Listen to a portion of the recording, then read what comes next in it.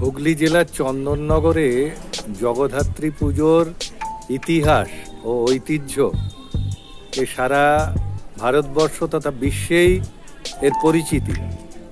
তা আমাদের চন্দননগরের পাশাপাশি চুঁচুড়ার কিছুটা অঞ্চল, এদিকে মানকুণ্ডু ভদ্রেশ্বরেও পাল্লা দিয়ে এখন জগদ্ধাত্রী পুজো হয়। তা 2025 সালের আজ 25শে অক্টোবর, আজ জগদ্ধাত্রী পুজোর চতুর্থী। তা সাজো সাজো রব শুরু হয়ে গেছে।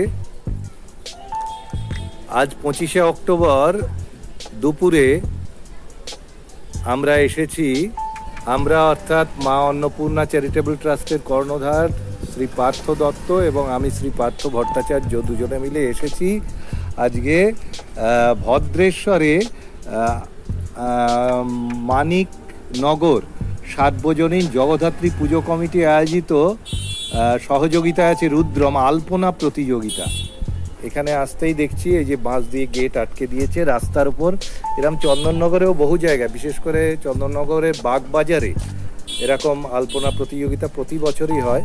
তো এদের 46 বছরের পুজো, যা শুনলাম 5 বছর ধরে এই আলপনা প্রতিযোগিতা হচ্ছে। এই 1 থেকে শুরু হয়েছে, 1, 2 দিয়ে শুরু হয়েছে নাম্বার দিয়ে। পরপর ওদিকে আমরা যতদূর গেলাম প্রায় জোনা 60 প্রতিযোগী এরকম বিভিন্ন ধরনের, প্রথমে চকখড়ি দিয়ে এঁকে নিয়ে তারপরে নানা রকম অবয়ব ফুটিয়ে তুলছেন এরা।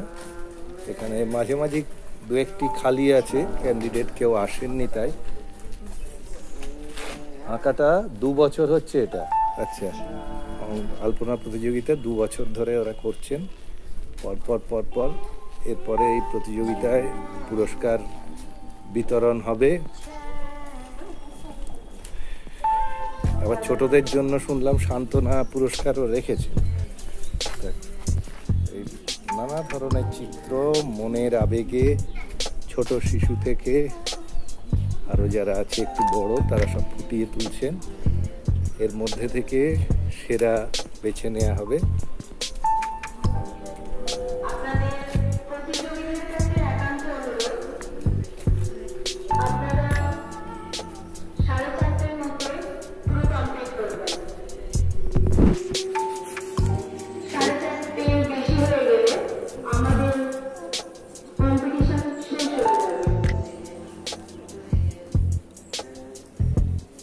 খুব সুন্দর করে বিভিন্ন কুটির শিল্পের মধ্যে দিয়ে তাদের থিম এখানে ফুটিয়ে তুলেছেন। খড়ের ঘর, চাষি, মূলত এই চাষবাসকে কেন্দ্র করেই এই প্যান্ডেল এবং থিম। এখানে নাম দিয়েছে নবান্ন।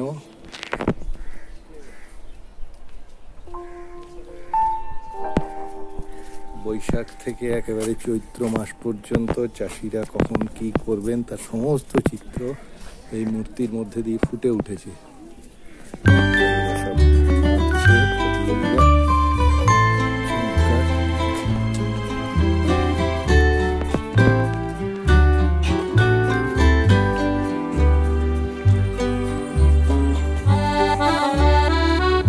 পার্থ দত্তদা একজন সমাজসেবী মানুষ, সাহাগঞ্জে।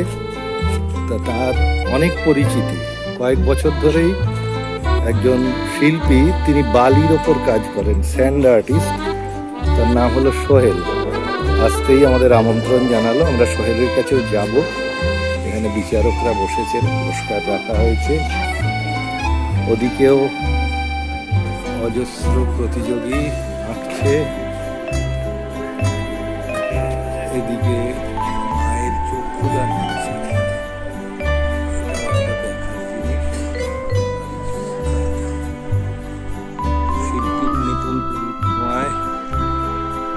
ফুটে ওঠে নানা রকমের। চন্দননগর জগদ্ধাত্রী পুজোর সময় সাজো সাজো রব পড়ে যায়। আমরা জানি যে যারা বিদেশেও থাকেন তারাও এই সময়টা সমস্ত কাজকর্ম ফেলে তারা চলে আসেন। তাদেরকে কোনোভাবেই কোথাও আটকে রাখা যায় না।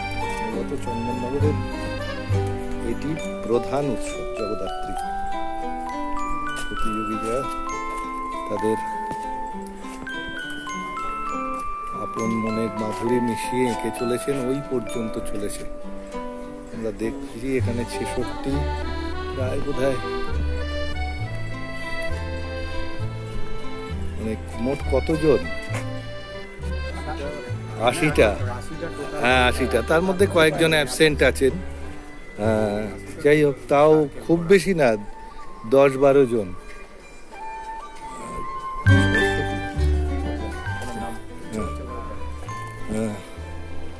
তা যাই হোক, আমরা দেখি এরপর সোহেলের সঙ্গেও একটু আলাপ করব, আমরা করে এরপরে আমরা হেলা পুকুরে যাব। কি সুন্দর নবান্নরিয়ে পুরনো একটি বাড়ি। আচ্ছা, হেলা পুকুরে যাব যে কি জন্য? হেলা পুকুরের অনেক পুরনো পুজো, ওখানে মায়ের প্রচুর গয়নাও।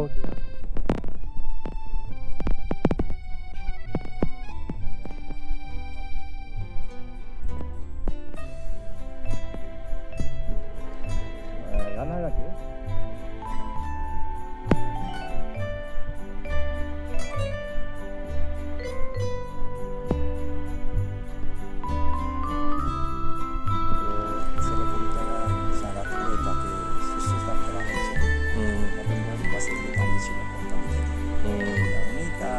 সম্মান জানাবার জন্য ওর মা বাবা এবং বাচ্চাটাকে নিয়ে আছে।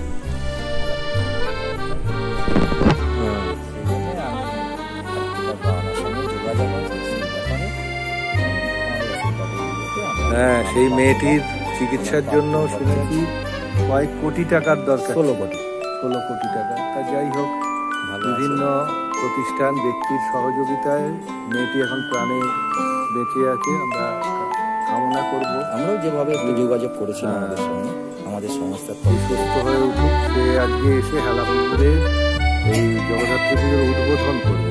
তারপর আমরা যদি পারি একটু 2 নম্বর নিরঞ্জননগর কলোনিতে, সেখানে ডক্টর প্রতীক হালদার, তারও পুজো, সেখানে আজকে উদ্বোধন করতে আসছেন চলচ্চিত্র অভিনেতা বনি এবং কৌশানী।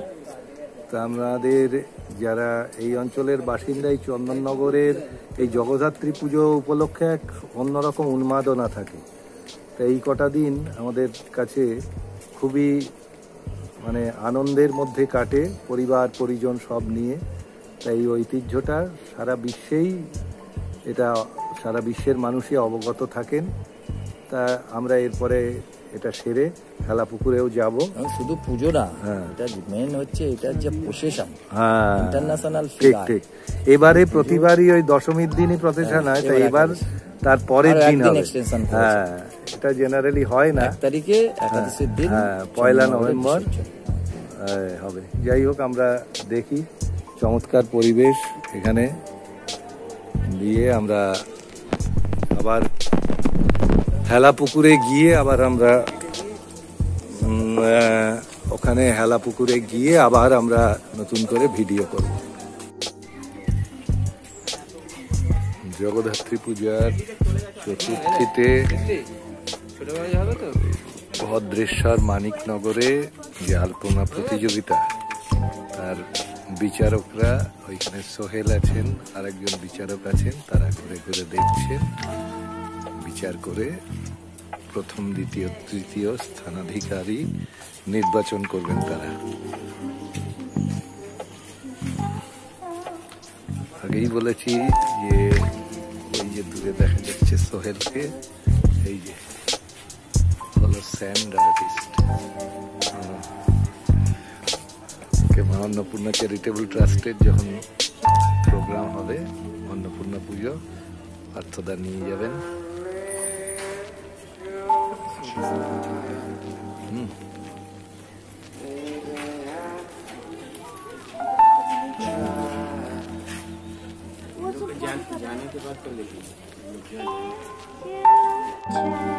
এই মানিকনগরের এই আলপনা প্রতিযোগিতা একটি ছোট্ট শিশু, তাকে সার্টিফিকেট আর মেডেল দেওয়া হলো। প্রত্যেকের জন্যই এই পুরস্কার এরা রাখেন।